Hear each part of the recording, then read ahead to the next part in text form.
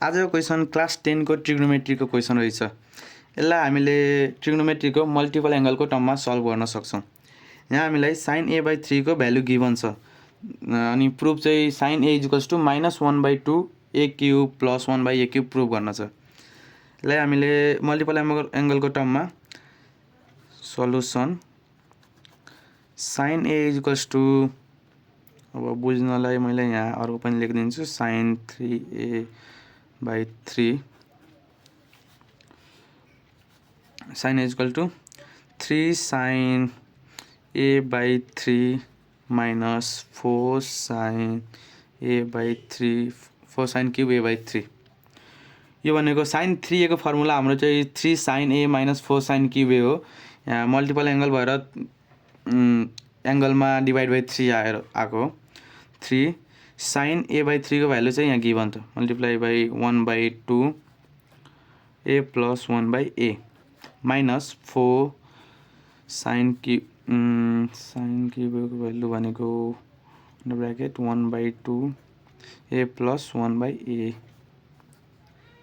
को whole cube 3/2 a plus 1/a minus 4 2 को cube 8 a plus 1/8 whole cube 3/2 a plus 1/a minus 1/2 cube को form में खोल्यो भने a क्यूब plus 1/a cube plus 3ab a plus b त्यस्तै यहाँ 3/2 a plus 1/a minus 1/2 a क्यूब plus 1/a cube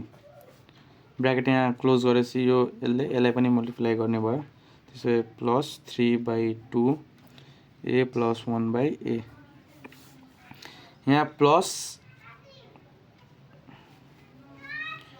के रे माइनस आउनुपर्ने माइनस यहाँ मल्टिप्लाई गरे पनि यहाँ माइनस ब्रैकेट माइनस खोल्यो भने माइनस आउँछ यहाँ माइनस यहाँ प्लस यसले काटिन्छ माइनस 1/2 a क्यूब प्लस 1/a क्यूब हामीले प्रुभ गर्ने यही हो सो प्रुभड।